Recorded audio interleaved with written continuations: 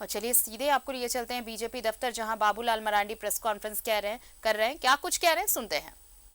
बिहार को पत्थर जाता था तो बिहार के मुख्यमंत्री को भी हमने पत्र लिखा था, और हम लगातार राज्य में प्रवास करते हैं, दौरा करते हैं, तो जानकारियां मिलती रहती है। लोग आते हैं, आकर के भी लोग बताते हैं किस प्रकार से वहां इलीगल अवैध उत्खनन हो रहा है पत्थर की, और उसकी ढुलाई जल मार्ग से ही हो रहा है, ट्रेन से भी है और सड़क से भी है। सड़क मार्ग से किस प्रकार से हो रहा है वो हमारी बात छोड़ दीजिए, उन्हीं के विधायक लोविन जी ने भी आवाज उठाए थे, विधानसभा में भी आवाज उठाए थे। और हमने जो पत्र लिखा था, हमने कहा था कि भाई यहां से किस प्रकार से इलीगल जहाज से पत्थर को पार कराया जाता है। एक तो जो चिन्हित किया हुआ जो घाट है उससे छोड़ करके दूसरी जगह से जो शॉर्टकट रास्ता जिसको बोलते हैं अपना करके, फिर जो नियम था कि सूर्यास्त से सूर्योदय तक अर्थात रात में शाम से सुबह तक उस जहाज नहीं चलेगी, लेकिन 24 घंटा उसको चलाया जाता था। फिर हम सब लोगों को पता है कि कोई भी गाड़ी, कोई भी व्हीकल्स होता है, चाहे वो जहाज हो, चाहे पानी जहाज हो, चाहे हवाई जहाज हो, चाहे ट्रेन हो या बस हो या छोटी गाड़ी हो, हम सब लोग गाड़ी में चढ़ते हैं, मोटरसाइकिल उसमें भी है कि भाई कितने लोग उसमें सवारी चढ़ सकते हैं, कितनी वजन लेंगे, सब चीज लिखा हुआ रहता है। लेकिन उसमें भी मतलब इलीगल तरीके से काफी अधिक ढुलाई होती थी, कभी भी दुर्घटना हो सकता है, इसके अंदेशा को भी हमने व्यक्त किया था। और आप सबको पता है कि चिट्ठी जब हमने लिखा और 1.5 साल के बाद वही घटना घटित हुई जिसको हमने इंगित किया था उस समय।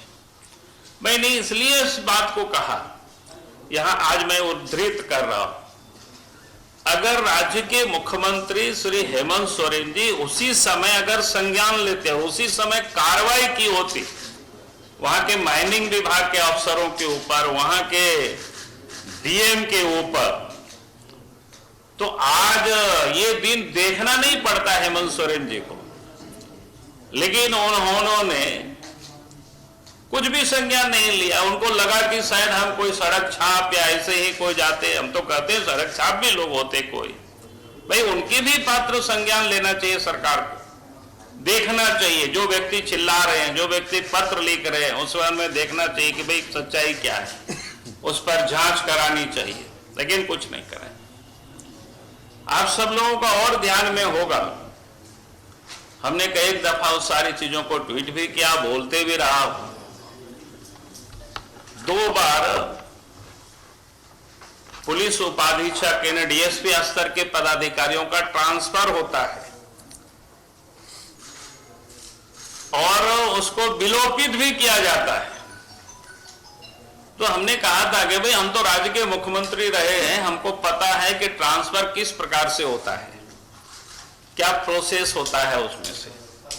निश्चित रूप से अगर पुलिस विभाग का ट्रांसफर होता है इधर से उधर, तो अगर इंडिविजुअल फाइल तैयार होता है तो डीजी फाइल तैयार करते हैं, डीजी फिर होम सेक्रेटरी को भेजेंगे, फिर होम सेक्रेटरी के से चीफ सेक्रेटरी के पास जाएगा, चीफ सेक्रेटरी फिर क्या बोलते हैं विभाग के जो मंत्री होंगे, यहाँ तो विभाग और मुख्यमंत्री दोनों वही थे, तो वहां विभाग के मंत्री के पास जाएगा।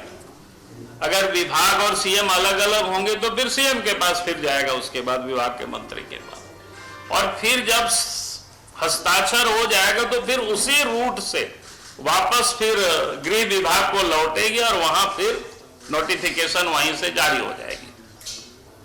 एक तो ये रास्ता है, या फिर सभी अफसर, सभी यानी मुख्यमंत्री डीजी को